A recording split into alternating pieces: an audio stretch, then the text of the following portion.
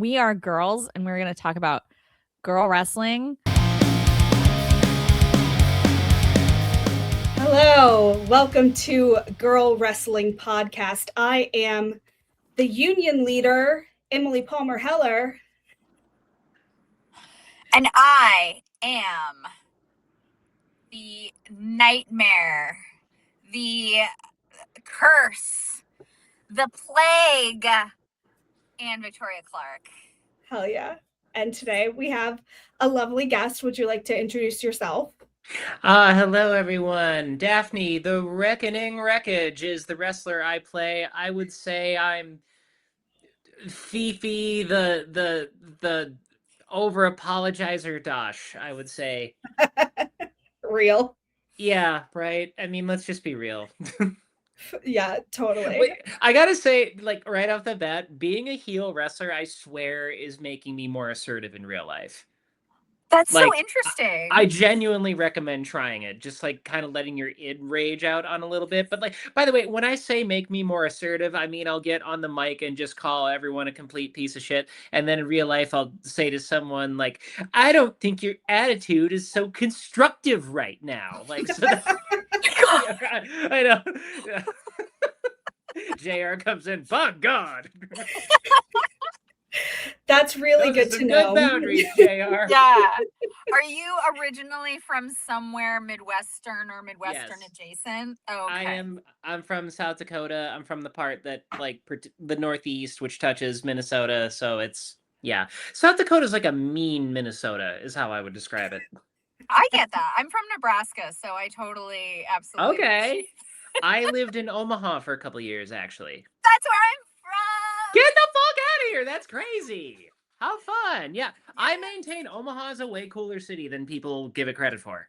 It is. I don't want to live there. Right. But it's cooler than people give it credit for. Well, I lived there from like 2005 to 2007, so this was peak like emo Saddle Creek Records, and it was pretty happening back then. 100%. 100%. Like there were good shows to go to. Like I do miss like having a local music scene. Like I feel like I don't get that so much anywhere anymore. But Omaha definitely has its own like arts and culture scene that is very cool. So-Called Underground. Yeah, exactly. Yeah. We would go to the So-Called Underground, which is just a little dingy indie venue, and we would, doesn't matter who's playing, we are going to the So-Called. Whoever's playing there we're watching them. Yes. I feel like LA, New York, we don't have places like that where we're just going to this venue and whoever is traveling through, we're going to see. It's no, we go to see this artist. This is the thing, Emily, I'm sorry that I'm hijacking this interview to be about Omaha, but like this is like so much of what I miss, and the only thing that New York City does not give me is a place like that where I'm like, this is the place where bands play every weekend. We go there every weekend to see whatever band is playing, and even if it's like 5 rap rock bands, we're gonna stand there and watch the 5 rap rock bands. I genuinely think like sometimes having less options is good. Yes. You know what I mean? Well, it forces you to do something. Yeah. Like, do you ever have a story of like going to see a rap rock band, but something ridiculous happened? You'd be missing that story, LA, New York, because you never would have gone to see a rap rock band of your own volition. Exactly. Well, yeah. You got to come to Richmond, Virginia. We've got a great local music scene, and there's a lot of weird. There was a fight at a pavement show here last summer. Oh shit! Yeah. Okay. Yeah. Who won? The cops. Oh, as they tend to. By the way, Richmond, Virginia, I believe the home of a little band called Gwar. Do I have that right? Yeah, absolutely. We have a Gwar themed dive bar in Richmond. It's awesome. There's like puppets and prosthetics and shit all hanging from the rafters. It rules. That's amazing. That's so dope.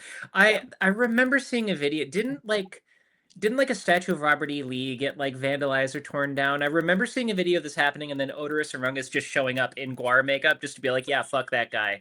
Yep. And like he didn't even take a camera crew. They just filmed, him with camera phones. Yep. That's so dope. I love that. We used to have a big long, it was called Monument Avenue, like it was just Confederate monuments, and weirdly a monument of Arthur Ashe because he's from Richmond, and the statue looks like he's like about to whack children with a tennis racket because he's holding up a tennis racket and there's like children gathered in front of him. So sometimes you have to deal with children, Emily. Sometimes you have to get them out of the way. And there's only so many ways to do this. Well, they're running on the tennis court. They're going to get hit with a serve. Someone's going to get hit in the eye and cry. You know, we don't have time to futz around. I'm from South Dakota, and we have the shittiest monument ever, which is Mount Rushmore. Mount Rushmore sucks. I'm convinced, like, it was always a fuck you to Native people, of course, but, like, I'm convinced that all it is, because, like, no one would see it now because you'd never be driving through southwestern South Dakota. And I'm like, well, they wouldn't have back then either. So, like, what is it for? What's it for? Right. Yeah. Yeah. It's just our big dick monument to American exceptionalism. Yeah. That and it destroys everything beautiful. Also, the ridiculous thing is right by Mount Rushmore, they have the Crazy Horse Monument, which has been unfinished for, I don't know, 30 years. Like, meanwhile, they have the whole Mount Rushmore, which they just knocked out with dynamite and, like, sacrificing Irishmen, I believe, to just knock it done in a year. And, like, the Crazy Horse thing has been, like, 40 years. They're like, what? We can't finish this. You can't make a monument out of a mountain. Are you crazy? And I'm like, oh, all right, man. Like, I love that. I mean, I don't love that. I am sure no one bothered to ask Native people if they want the Crazy Horse Monument. I don't know. I'm guessing no. Probably not. Yeah, I think they'd want us to leave. Anyway, this is a sad podcast. Let's talk about some more Omaha things. Remember King Kong Burger? Oh my! Did you wrestle in Omaha at all, or was this long before? No. Okay. Like, I literally haven't started wrestling until like a year ago. Oh wow! Oh my gosh, that rules. Let me back that up. Yes. I wrestled in high school because I'm a trans woman and my dad made me do boy stuff. So I had to do sports. I did wrestling because that was, I don't know if this is a universal thing, but like wrestling was the sport the dorks play. Yeah, I hear that. Yeah. Like if you're doing a sport but you're not cool enough to play basketball, you wrestle. Like there was a kid on our wrestling team who he and his dad like made their own chainmail. Like that was the vibe where we were. Yeah, I can understand that. Like much like archery, much like, you know, I don't know. I'm trying to think of other sports where people have interesting fixations, but I'm gonna stop at archery because I'm gonna offend the archery community now. But yeah. I mean, baseball is just for the autistic. Baseball, yes. Thank you. Mm-hmm. Yes. That's a very autistic sport, I think. It's the most autistic sport. Yeah. So how did you get from? Was it like Greco? Like, is that technically called Greco-Roman wrestling? No. Greco-Roman, I don't quite know what Greco-Roman wrestling is, but I do know it's something a little different. I couldn't tell you why. Okay. But this is like the sport like you see in the Olympics, and it's, you know, you get, if you wrestle 3 rounds, I think of 2 minutes. If you don't get a pin, no, it's longer than 2. I don't know. But if you don't get a pin, there are things that by which you can win points. If you don't know wrestling really well, it's like roller derby. You'd have no idea how to just figure out what points are unless like someone sat you down. So yeah, so I would say wrestling did help in a way for my professional wrestling career. Having said that, I don't forgive my dad for making me do this.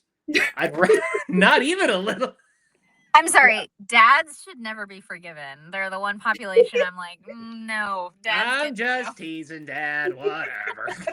All right, well, we'll forgive your dad. I don't forgive him. He's probably listening. He's retired. Retired dads are the most supportive people in the world. Oh, by the way, fun fact, growing up doing wrestling in South Dakota, I grew up 40 miles away from the hometown of a little wrestler named Brock Lesnar.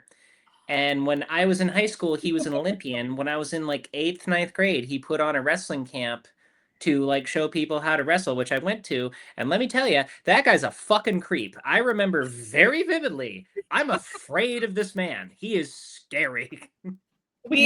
We have long gone on record on this podcast as fuck that guy. Oh yeah. Oh my gosh. Yeah. He wasn't like asking you to pee or anything, was he? No. Not. I mean, I don't know. I doubt it.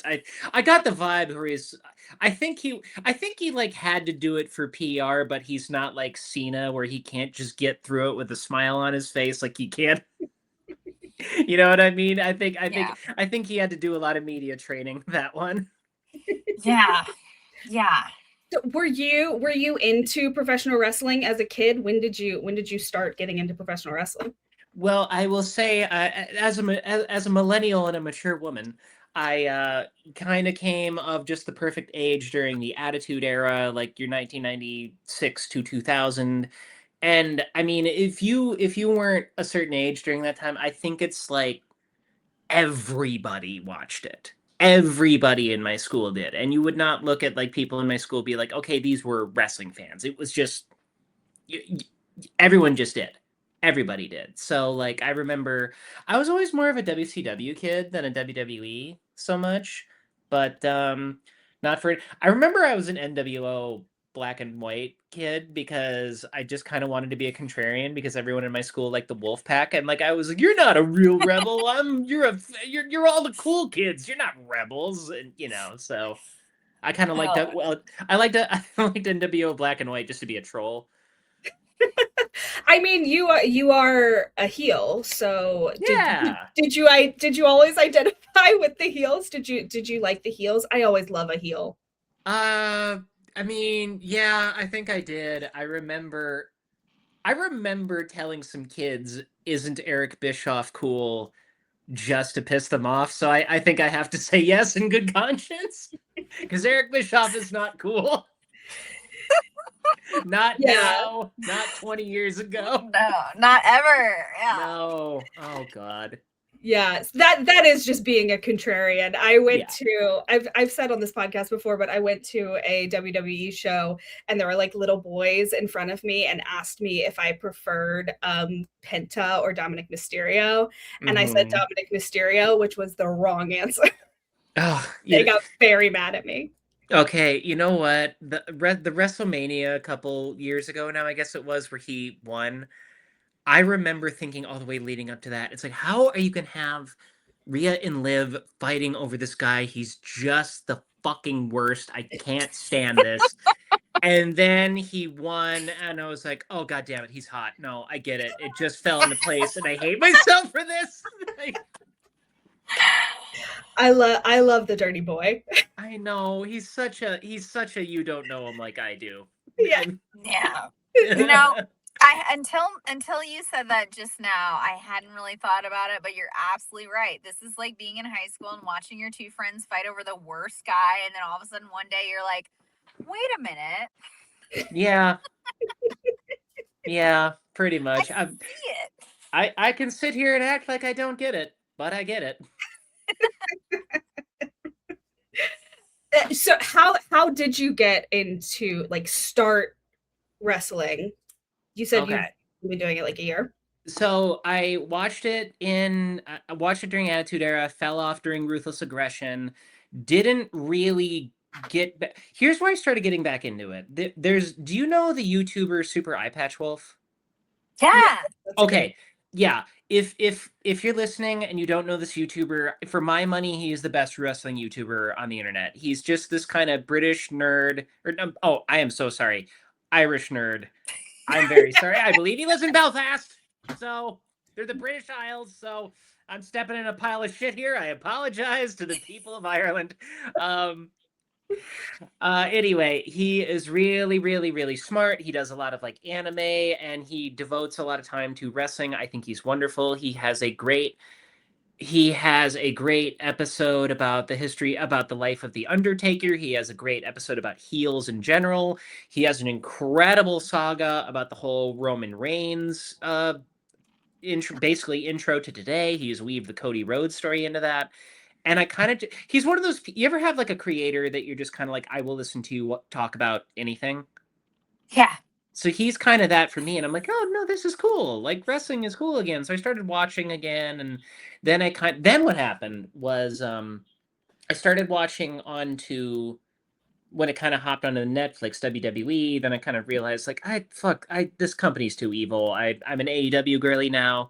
But what happened was here in LA was there was an all queer pro wrestling show called Bashback Wrestling, and I went, and it was the most fun. And I immediately thought, and I found out it was put on by the people who took this wrestling class at this LGBT gym in town, and I thought, this is awesome. I want to do this, and I started taking that class. And that was kind of in like the side room of a gym where they taught you like fairly basic things. But then eventually I was like, I want to start taking my training to the next level, because I had gotten like one in-ring session maybe once every month, once every 2 months. And I'm like, I want to start taking this more seriously. And I didn't love all the options before me for a variety of reasons, like logistically or otherwise. And then Kid Bandit just out of the blue said, I am starting an all trans wrestling boot camp. It is very affordable. It is a half mile from my apartment, and I'm like one of the coolest indie wrestlers who ever did it. And I'm like, it just couldn't have gone better. I'm so grateful for it. Oh yeah, that rules. Yeah. That's Love really Kid cool. Bandit. Oh, she's so cool. She is so cool. So cool. It's I ridiculous.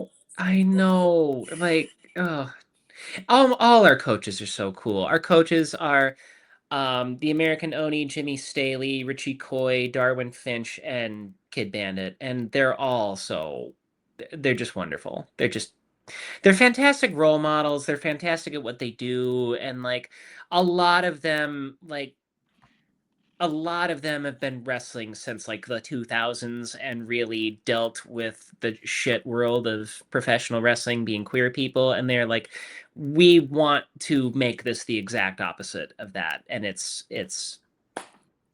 just so positive. It's so fucking positive. I love that. Yeah.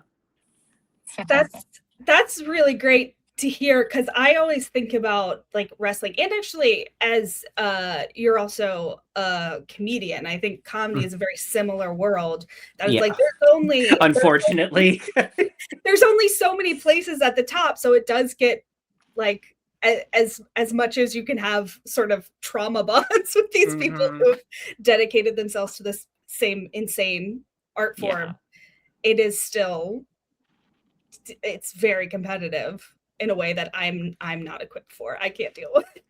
Yeah, it's a lot, but I tell you what, it's just so I'm if this is TMI, stop me, but I remember one time we were at practice, and we're learning bumps, and someone leaned over to another person and they go, "Is this kind of just like BDSM dressed up as sports?" And then Jimmy pops their head in and goes, "Yes." So thank you. I'm glad you confirmed that. So now I don't have to be the lone pervert thinking that. Yeah, all that's missing is a safe word that you whisper in someone's ear when you're in a lockup. Okay, for real though, after a match, I am so fucking wound up, and I kind of get a drop that's pretty bad. And like, oh wow, yeah. If I were doing that other activity I'd mentioned, I would kind of snuggle and make a snack and watch Star Trek and for a while. And I'm like, I kind of don't want to be the one, but I sort of want to go in our group chat for the group and be like, guys, do you want to start like a platonic cuddle puddle after wrestling shows? Like, I genuinely feel like that's part of the reason wrestlers die early, is because they're not doing this. I mean, if wrestlers had unionized when Hulk Hogan smashed it, maybe there would be regular aftercare for wrestling matches. Yeah, I mean, famously, Jesse Ventura wanted to start a cuddle puddle, and it got, I wanted to snuggle after the match, but Hulk Hogan stepped in. Vince McMahon said there's no snuggling. Well, can I ask, like, because you came from that world of like high school athletics wrestling, was there anything in common when you started pro wrestling that you were like, oh, good, I already have this in my toolbox? Or was it like a totally new world you had to get into? Well, like for some really basic things like form when you lock up and doing rolls, and like just kind of like wrestling is a very particular kind of like like athleticism in that you kind of like scramble around in really short bursts. You know, it's not like sprinting exactly. You just kind of like, I don't know, you just kind of flail around every which way, so to speak, in like really intense moments, and then you kind of collect yourself. So it's like I don't know a ton of sports like that exactly. So like doing that definitely helped. Like I'm able to do that. I will just say like doing sports in general, like I hate to say it, but it is kind of helping me because like you know, how many queer people have a ton of sports background? I mean, some of us have a ton, some of us have zero for very legit reasons. So just kind of like being like, oh no, this is how a sports practice works. You know, like just it didn't feel so foreign. It might be a little jarring or, you know, otherwise, but like, but I will say this too. Like I had to unlearn the muscle memory of everything too, because I was going so stiff and so hard because every time I like locked up with anyone or touched anyone, my muscle memory from wrestling is to go as hard as possible. So like I can actually pin them. And I had to really consciously not do that anymore. Oh, that's interesting. Did you Yeah. have any of the like where Ronda Rousey's problem was is that she was so used to hiding any pain that she felt that she was not able to sell at all? Like did you have any of that where you felt like I need to not show my opponent any weakness? I assure you, I have never done that in my life. I have always cried like a bitch. I have found a secret to selling is just realizing that everything you're going to do hurts really bad. When you are in training, do they, Mhm. in addition to like moves, do they teach you how to like take care of your body? Yeah, we learn how to stretch and we learn how to do this and kind of I remember I bruised my ribs during like 2 weeks before our first show and I was really during training and I was really like that. First of all, that sucks so hard. That is a garbage injury to have. I don't know if you've ever had it before. And I didn't even do anything cool. I literally was just like doing a flip and one of our coaches was kind of catching me and just like the blade of their forearm just happened to hit the worst spot between my ribs, you know. Also, I found out from Bandit that when trans women take HRT, kind of our muscles and bones move around a little unusually, so that can happen a lot. So there's that. So like I mean literally I didn't even take a bump. I just dug it in at the wrong point and they were just like, "Okay, this is what you need to do. You need to do this. You need to keep breathing. You don't want to collapse along." What? Don't worry about that. I didn't say anything. Just breathe and so yeah, I mean you kind of you know short answer yes. They kind of with you can't have wrestled that long and not know how to do that and they have all that to convey which I think is so good and I just love them so much. I love my wrestle pals. Yeah, I did this knitting. Well, those needles are sharp. I mean, you know. So I have no I would not be able to tolerate that Yeah. that sort of pain. What she won't tell you is she was knitting off the top rope. Yeah. Yeah. Trying I to mean, pull off a spot off knitting wise that she wasn't ready for. Knitting I mean, needles should be brought in as a prop. well, look, a lot of people say deathmatch knitting is garbage knitting, but I say if you want to knit while you're getting slammed on a fluorescent tube, I mean, if it's not for you, that's fine. I mean, some of us it is. Yeah. Some of us love it. By the way, this is a tangent. I don't know. Do you know Nick Gage, the hardcore guy? Yes. Okay. For some reason, he has come out really hard multiple times for trans rights. Like, Oh yeah. very, very hard for us. Like, threatening to fuck up people who have a problem with it. Like, it's just like, I don't. Apparently, like, a lot of the backyard hardcore people are like that, I'm told. Just because I guess it's just like, hey, man, I'm a weirdo too. Like, you know, I do weird things to my body too, man. I have to imagine if you're truly committed to anything like wrestling or the arts or anything, you just have access to this channel of humanity that reminds you that like, oh, everything we're doing is whatever we want it to be. Like it's all a performance, it's all a construct. Like what are we even Everything's talking about kayfabe. here? Yeah, exactly. So I don't know. I famously I saw Nick Cage lose the GCW title to Masha Slamovich in Queens a few years ago, and I talked to Emily through that match, and that was a very interesting match in the sense that it was like intergender, and it was the kind of thing that like awoke in me a feeling of like, oh, I understand why people get weird about intergender sometimes, because Nick Cage was really like beating up Masha Slamovich at one point. Yeah. And the crowd sometimes, you know, they're like, yeah. And you're like, why are you saying yeah like that? Like, what's that yeah from? What part of it is that yeah coming from? Yeah. It's like anytime Stephanie, you know, loath as I am to like defend Stephanie McMahon, but like anytime she'd get smacked in the Attitude era, it's like, oh God, I don't feel good right now. I don't like this. Yeah. I will tell you this too, and just before this flies out of my head, it drives me fucking crazy that AEW will never book Nyla Rose because some shithead in Oklahoma is like, this is a sport and you can't do it, and like, you know, that's affecting her career. By the way, she was on our first show. She was cool enough to fly in for it. That is messing up her career. I have seen Ben in the last like couple of months. I have seen Jon Moxley wrestle Tony Storm. I have seen Bandito suplex Marina Shafir, and nobody gives a. That second one happened in Houston, Texas, and nobody gave a fuck. Rant over. I mean, if anyone is worried about Marina Shafir, it's like, what? She can kill you. Yeah. When she barked in Brody King's face, like I don't. He didn't have to pretend that much. I'm not saying she could beat Brody King, but I don't think Brody King would want to fight her. I don't think he should. I don't think he would want to fight her. I think she could kill Brody King. I think she could kill anyone she wanted to. Oh, he's a big old boy. That guy. He is.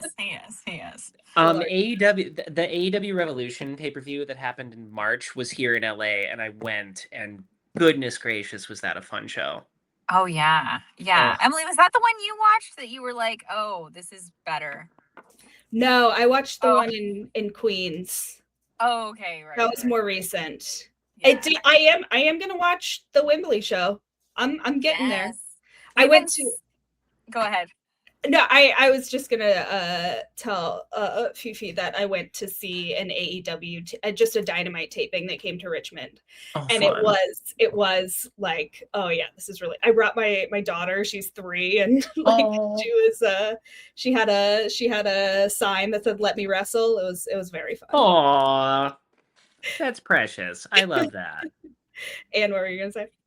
Oh, no, I was just going to explain that, like, I feel like we've been, because you started in WWE, like, Emily started watching WWE, and I've been slowly dragging her into the AEW. Yeah. I'm like, look at Toni Storm. Look at her. I love her. She's everything. Look at Willow Nightingale. I do really like Willow Nightingale. I do. Yeah. Oh, she's so... I have to say, my favorite person out there right now is Mr. Maxwell Jacob Friedman.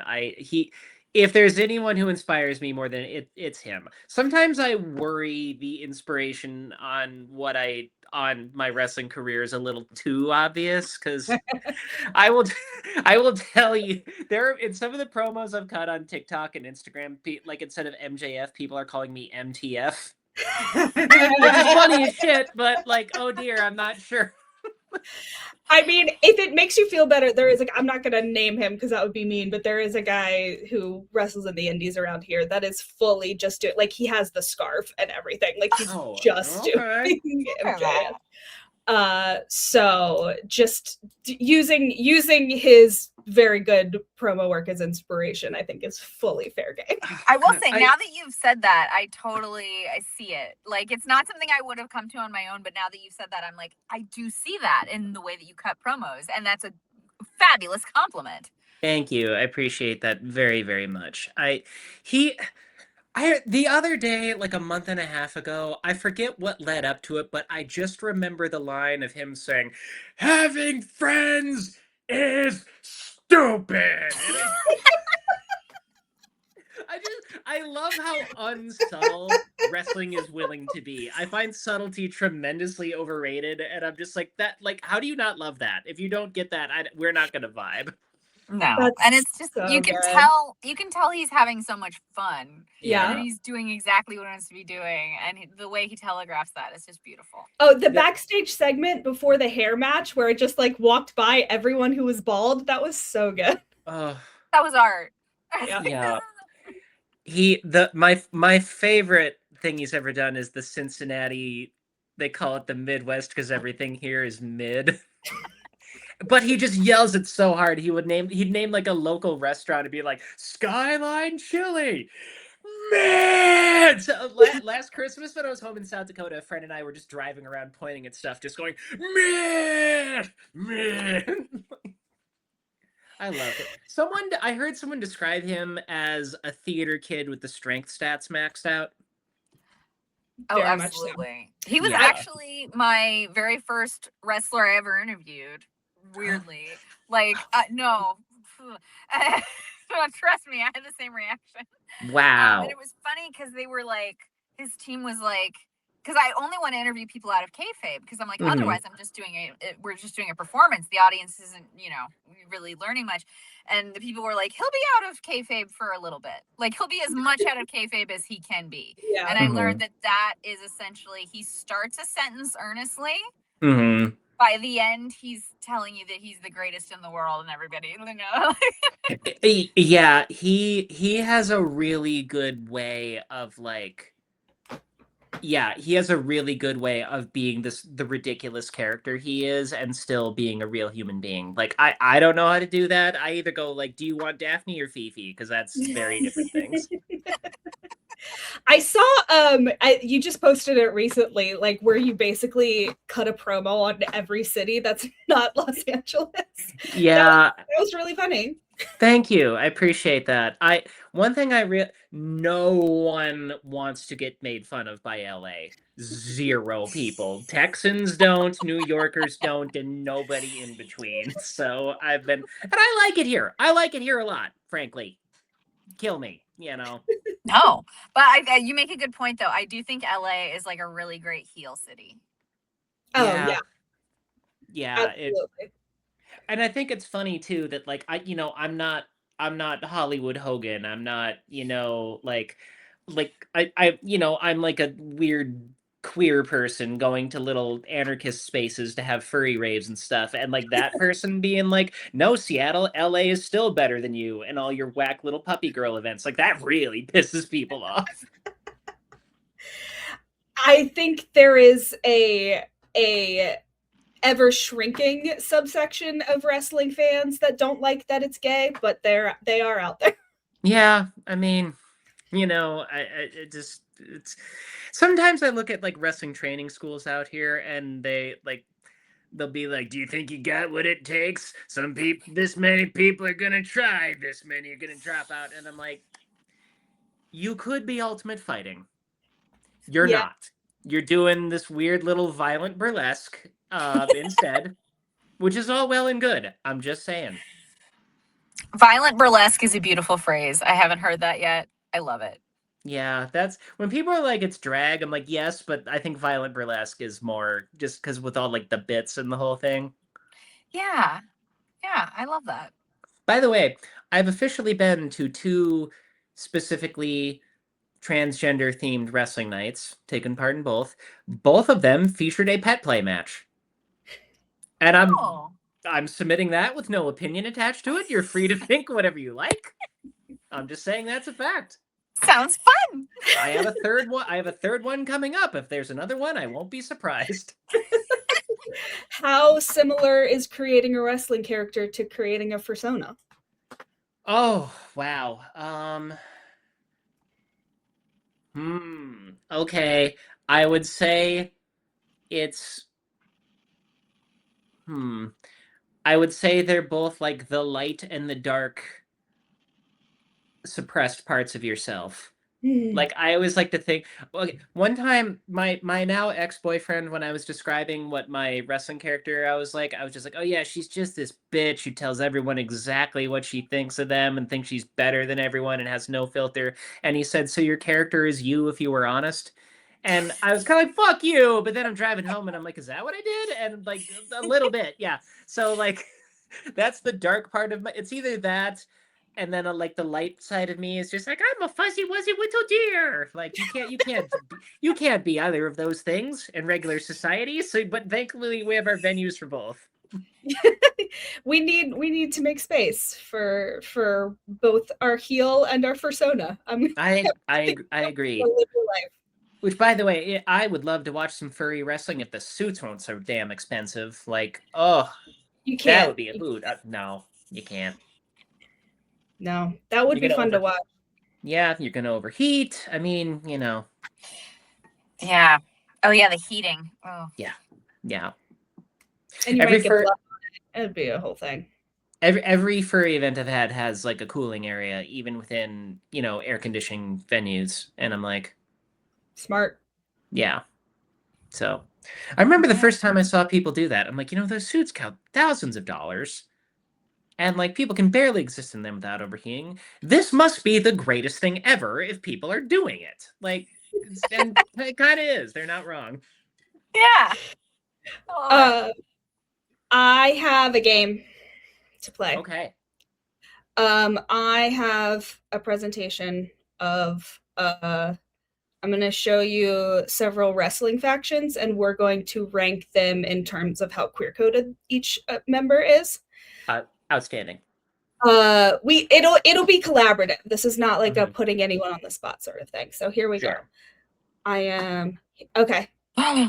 10 out of 10. Okay. Okay, so if we are we're ranking the Shield boys in order of how queer-coded each of them is. Okay. By the way, this brings up an excellent point that I like to say as a wrestler. If they aren't making yaoi or yuri about you, you're not over. That's period. That is a fantastic metric. Thank you. Absolutely. I for one, I have always maintained that Seth Rollins has trans man energy. Okay.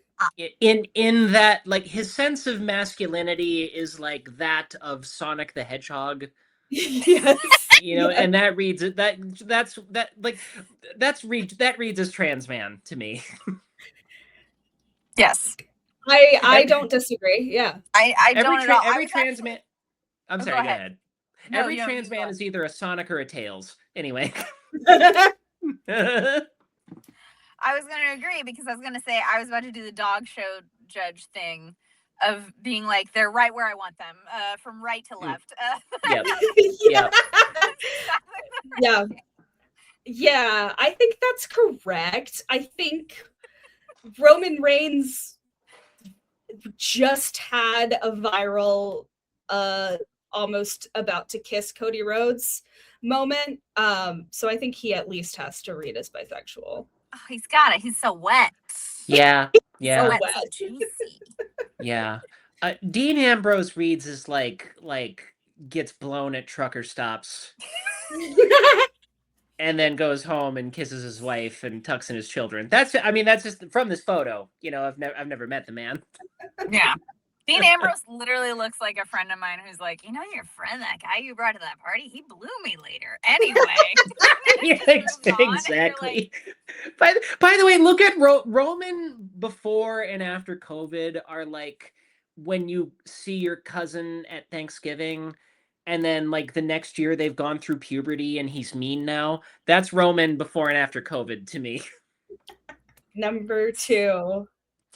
Oh. Oh man.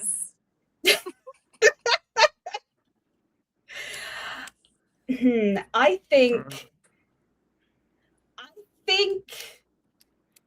Nash is like very ally coded.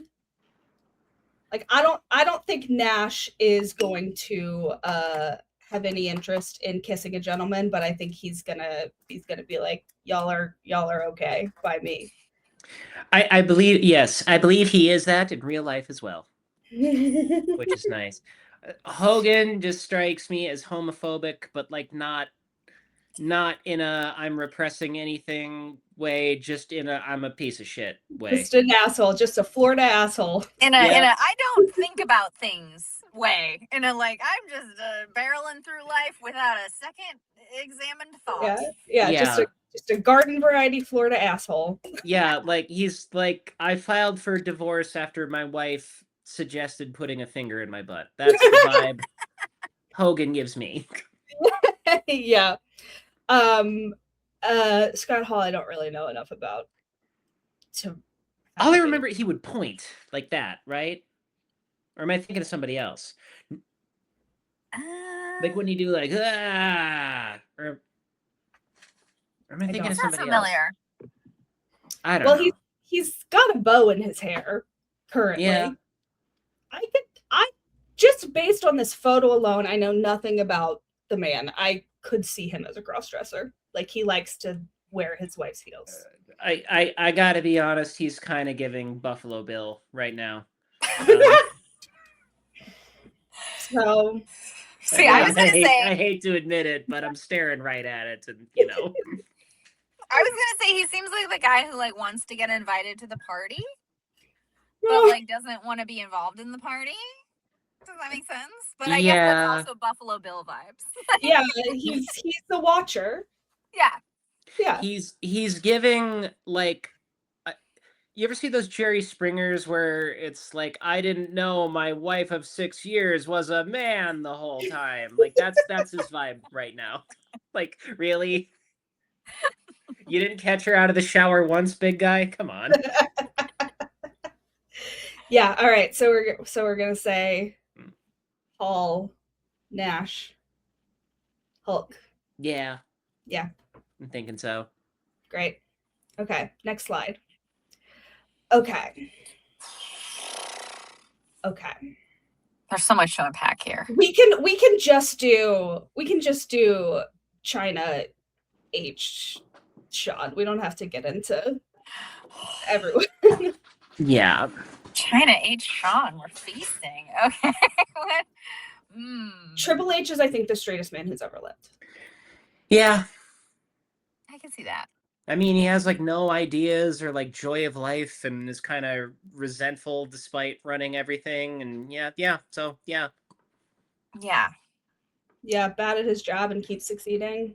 Yeah. He's the only straight man with a beard. Stephanie McMahon is his beard, but he's still heterosexual, if that makes sense. Yeah. I mean it's Tom Wamsgans. It's fully Tom Wamsgans. Yes, it's exactly that. I think Sean has kissed a gentleman. Absolutely. Yes. I 100% think he's bi. Yes. Yeah. I mean, no one fights God. Shawn Michaels did fight God, if I remember correctly. And no one fights God unless they're really like going through something personally, internally, as a person, trying to understand who they are. You know what I mean? Like straight people don't fight God. Yeah, I thought you were going to say what you basically did is has the confidence of a bisexual. Exactly. That's exactly what I was trying to say. Yeah. Well, also like he's sober now because he got super religious, and I feel like a lot of people get sober because they go to recovery and they get honest.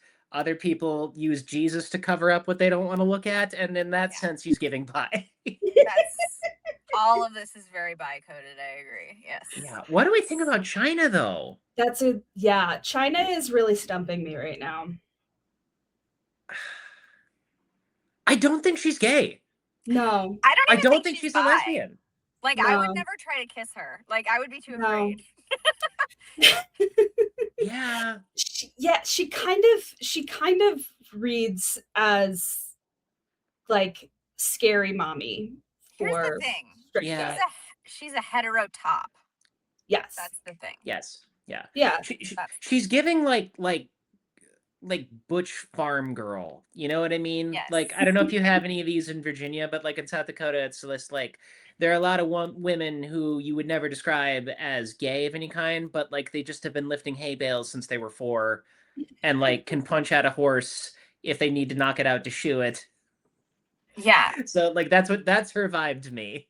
It's like the topness has eclipsed even the heterosexuality. It's just all top.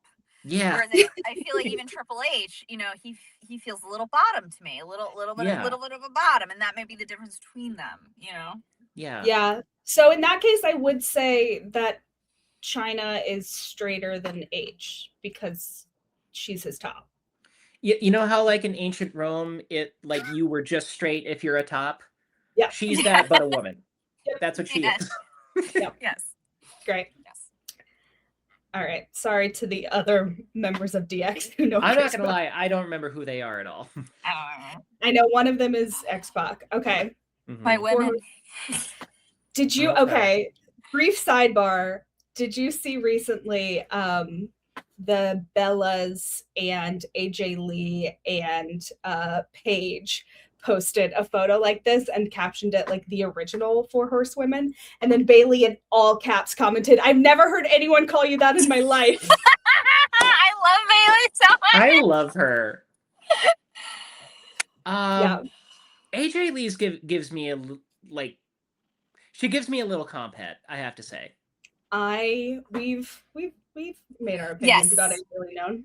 Yes, compet is perfect. That is a perfect term for AJ. Yeah. Yes. Okay, so we are ranking in terms of queerness: Becky Lynch, Bailey, Charlotte Flair. That's Charlotte Flair. Can you believe it? And Sasha Wow. Banks.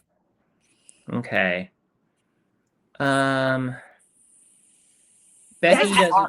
Becky doesn't give me gay.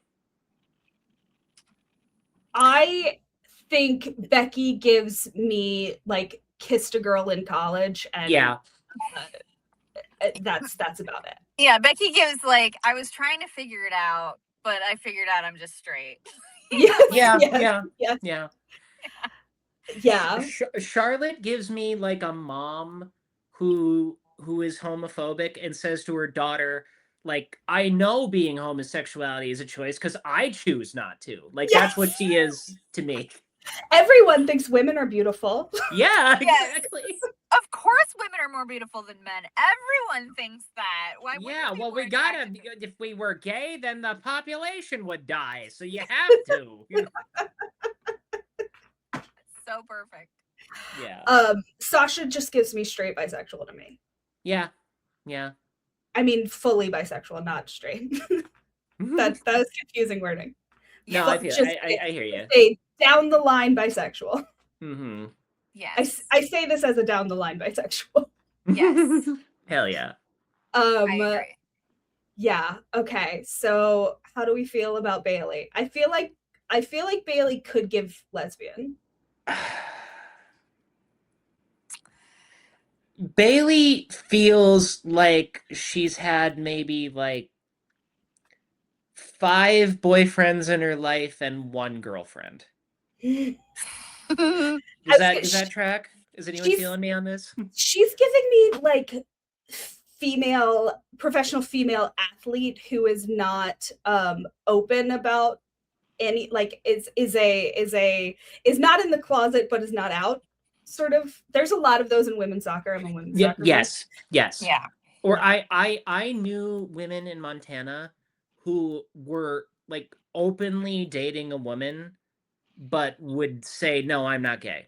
Yeah. Like somehow that computed in their mind. That's the vibe I get. Yeah, Bailey to me does feel like someone that I'd like be waiting forever for. I'd be like, maybe.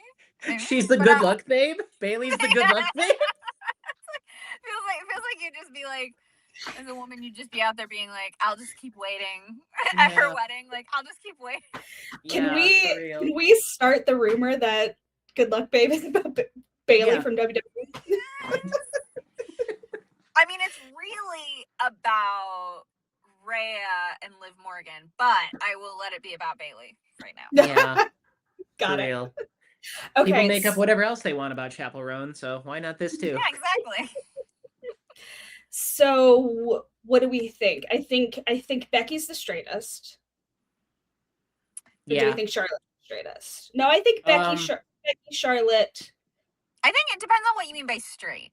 Does straight mean like cop, or does straight mean like just not into it? Because I think not into it is Becky and cop is Charlotte. Yeah. That's a good point. Yep. Yeah. Are we saying straight parentheses derogatory?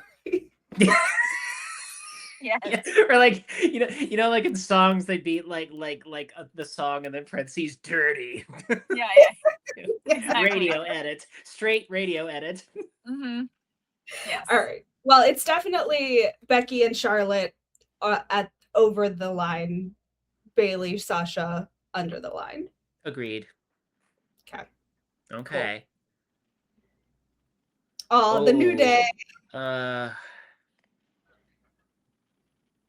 New Day to me, whatever sexuality Bugs Bunny could be said to have, that's every member of New Day to me. I think all of them are just supportive. Yep. Mm-hmm. Yes. All of them feel like they're in long-term relationships no matter what's going on. I don't know. They just all feel like they're in relationships and they're like, you do you. Yes. They're gonna like listen to your dating exploits and Mhm. like laugh at you, but also be very encouraging of you finding yourself. I think that's Yeah. All right, that's a little intermission. Halftime Okay. show. It's the new.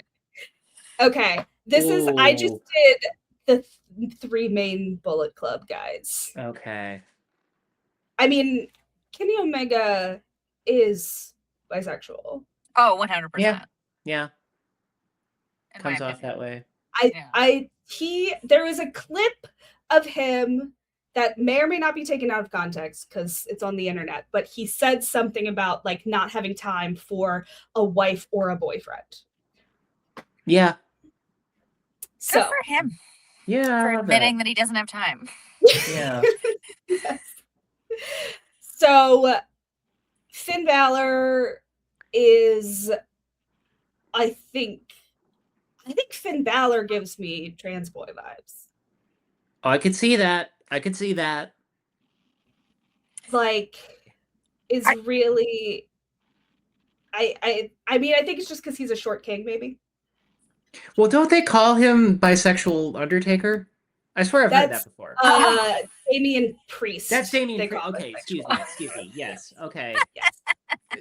Finn Balor gives me either I am a trans man or I am in court using the gay panic defense in 2026. It's one of those two things. Perhaps both. I don't know.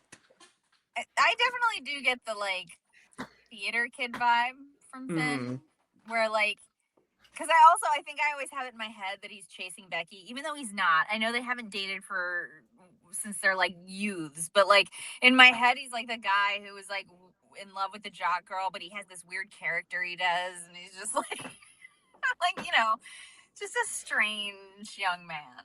Yeah, he's a strange boy. Yeah. Theater boy. Yeah. Yeah. Okay. And then AJ Styles does not seem very gay to me. I think AJ gives me got drunk and fucked one man in college and will never unpack it. I can see That's that. what I'm feeling. Yeah. I would believe that. Also, like, this is the most interesting photo of him I've ever seen. I know. Because every time I see him, I'm like, okay. Yeah. This photo, I'm like. Yeah, I kind of get like a messed around at church camp vibe from him. Yep. Like fucked my Mormon mission partner, maybe. Yeah. Okay, so we think Kenny, Finn, AJ. Yeah, I think so. That works. Wonderful.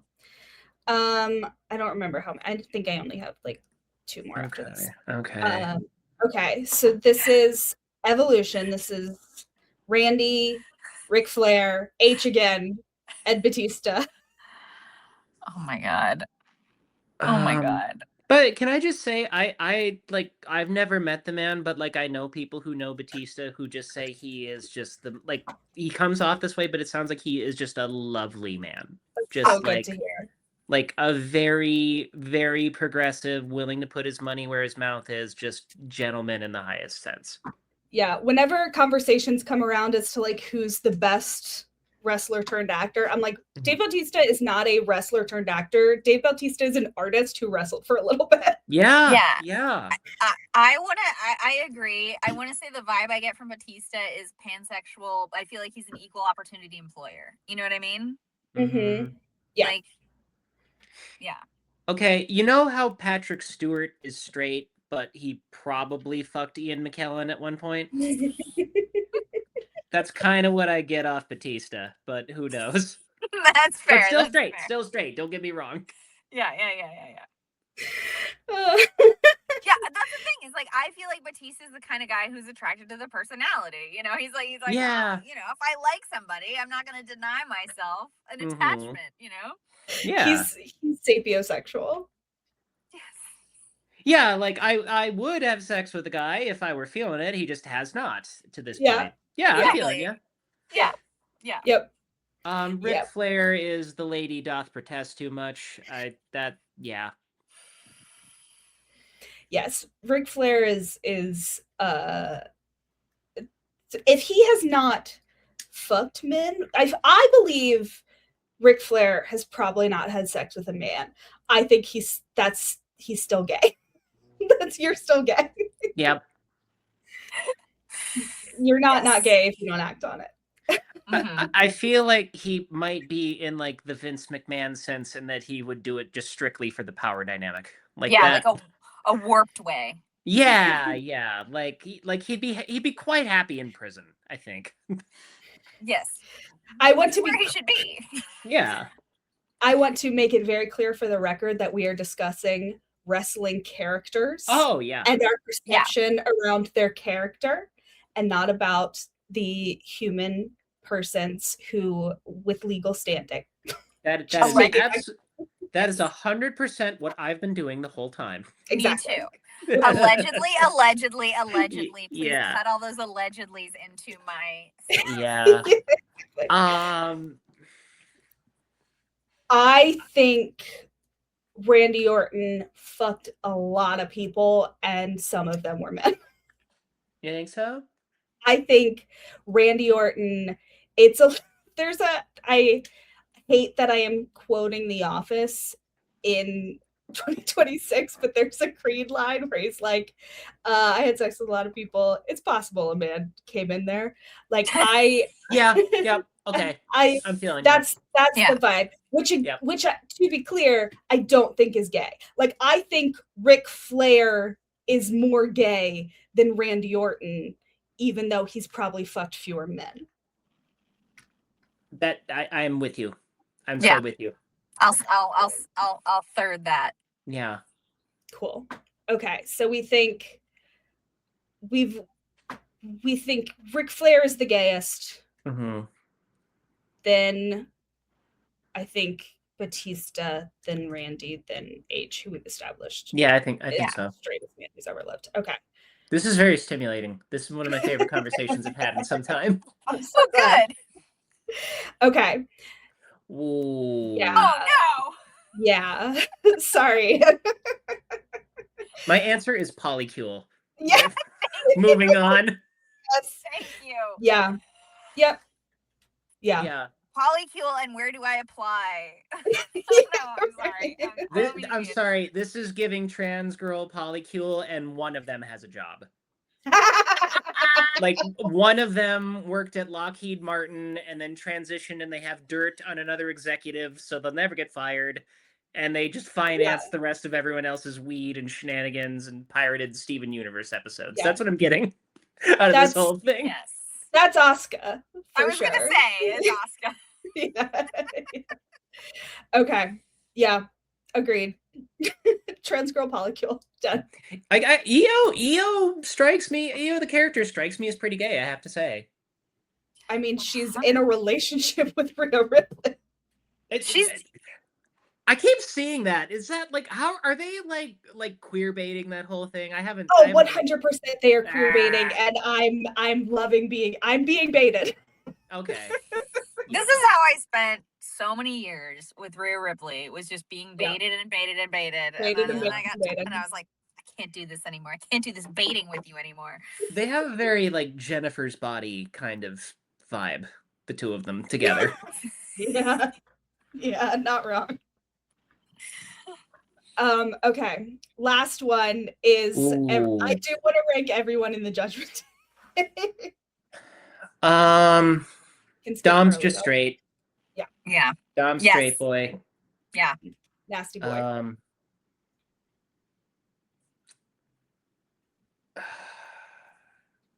Okay, we've talked about Damian Priest is the bisexual Undertaker. Mhm.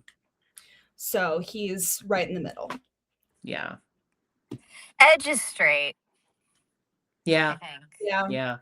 It's just because of Beth. She's around so Yep. much. It's hard for me to. Yeah, I think Edge would be open-minded. I think if Beth wanted to have a threesome with another guy, he would be open-minded. Yeah, but he wouldn't do anything. Yeah.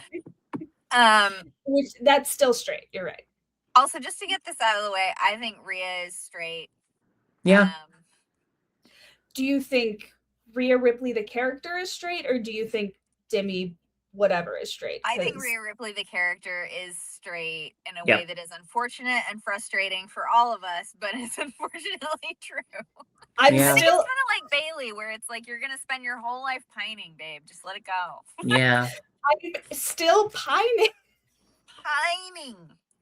I was talking to my friend who made me buy Diva's belt out of beads. She's like a bead artist. I was talking to her girlfriend about wrestling and was talking about Rhea Ripley, and she was like, "Oh, I know who Rhea Ripley is."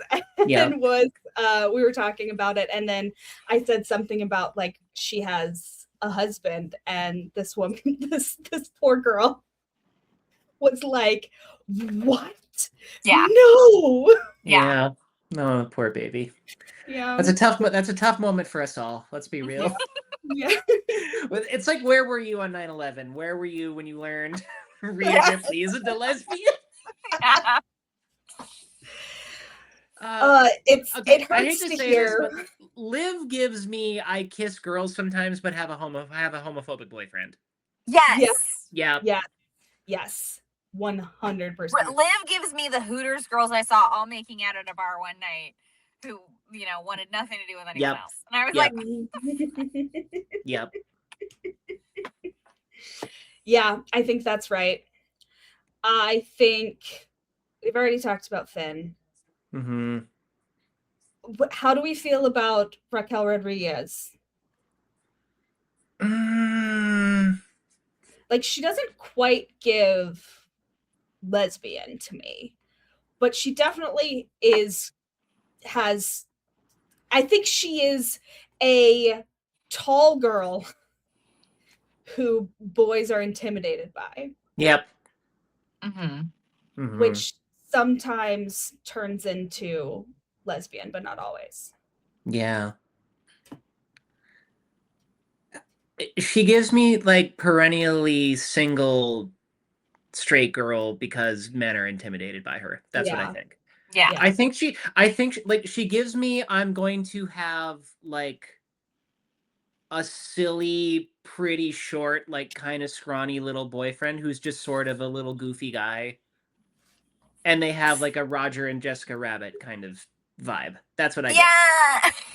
I could definitely see Raquel as a trans guy's girlfriend.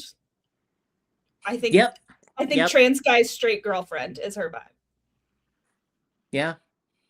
I could see her dating Roger Rabbit for real. Like, that kind of makes sense to me. Yeah, totally. Yeah. They all give such straight vibes to me. It's so hard. Yeah. And it's unfortunate because this is the group that I should be like. It's a remarkably queer-coded group full of not very queer-coded characters. This is the group they bait with. This is the WWE's bait group. They're like, see, look, and then you get in there and you're like. I was gonna say it's for the weird kids who like wrestling to be like, you can have the fantasy of beating up the mean people at school who Yeah. bully you, Yeah. but they're not actually going to represent you because Then it's then it's like, WWE. oh no, we're the mean people actually. Yeah. Yeah. Yeah, it's like on 30 Rock when Liz discovers that she was the bully all along. Oh yeah. Yeah. Yeah, Who else we got here? disappointing. Yeah. The person who made this graphic put R-Truth on there, which I think is delightful because there was a I was very gonna long say. storyline where Yeah. R-Truth thought he was in the Judgment Day and kept coming out as if he was Okay. in the Judgment Day, and they would bully him and be like, "You're not in the Judgment Day. You'll never be in the Judgment Day." And our truth is straight. Yeah. R-Truth I gives me like nice straight guy. Yeah, yes. for sure. One of the R-Truth good gives ones. One of the good straight guys. he gives me like community leader who looks out for the gay kids. Yeah. That's R-Truth vibe to me. He's like a football coach who says don't say the F slur. Yes. Yes. Like I don't want to hang out with him exactly, but he's a good dude. Yes. I am so not into sports at all that football coach is exactly the vibe I was looking for, but just did not have to reference in my brain. Yeah. I unfortunately do. Okay. Yeah, I think just straight group, as much as Yeah. it pains me to say. Mhm. Okay, that's the end of my game. Thank you for Straight, playing. derisive. That's it. That was fun. That was fun. I love Thank that. you so much for playing. Yes, thank you. Yeah. Who in ECW reads as queer coded to you? ECW. Oh my Yeah, gosh. I can't think of anybody, but I I would was love it gonna if there was say. one. I was gonna say. No, Was- no, can't think of anybody. Because who would I know who is? I don't know. Yeah, I got no. I mean, in AEW, people are just flat out gay, so you know. Yeah, that's the thing. Yeah, Well, thank you so much for of course. joining us. Can you tell us about your wrestling promotion? Yes, I certainly can. T for T Wrestling is the all transgender wrestling league started by Kid Bandit. Its coaches are Kid Bandit, Darwin Finch, Richie Coy, and the American Oni Jimmy Staley. We had our first show on July 3rd. It went so well. We sold out 3 times. Abby Thorne of Philosophy Tube was our host for the evening, and it is just and I will tell you what, like I don't want to be name droppy and they wouldn't like that anyway, but we had some fairly big names in the indie world show up, and I am told like these are people who've seen it all and would nitpick a rookie match to death, and I am told they were quite pleased and quite entertained. Hell yeah. I am so happy about what we're doing. I think it is so fun. I think most of the people who have come so far, one thing I've noticed about people in the crowd is we get some people who are just like fans of wrestling circuit, but most people are not wrestling fans. They're just queer people who've been shut out of sports for this, that, and the other, and they're like, oh, that's what this is? This rules. I love this. And we have so many fun characters, so many incredible athletes.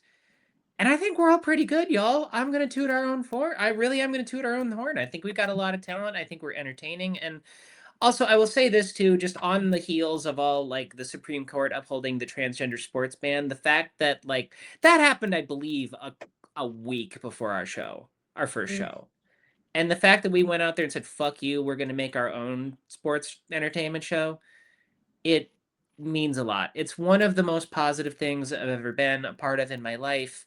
Our audience feels the same way. I kind of think queer people need an outlet for rage and aggression at this point. I don't think She-Ra is cutting it. I love that show, but it's a little too pastel for the rage bubbling up inside me in these times. So come on out to watch some T for T wrestling because it's so fun. And also, not too late in the future, we're going to be coming to a city near you, I am sure. So be on the lookout for that. Our Richmond's got RVA Pro. If you want to come do RVA Pro, we would love it. That'd be so dope. I I'm not involved. I just love them. I just like going, and they have a show on Saturday that I'm going Oh, to. hell yeah. And where can people find you? Because you're cutting some very funny promos on Instagram. Thank you very much. I make a lot of content as my wrestling character Daphne Wreckage. You can find me at Daphne Wreckage. I also post all that stuff on just my Instagram and TikTok at fifi dosch, FIFIDOSCH. And you can find all of us at T for T Wrestling, where you can find the whole roster and see all the cool stuff we're doing. And it's just a lot of fun, y'all. I mean, I presume everyone listening is a wrestling fan, but on the off chance you're not, come out because it is just a hoot. I love it so much. Sweet. Thank you so much for again for joining us. Yeah, Yes. thank y'all so much. Thank you. Bye. Bye. Bye. Allegedly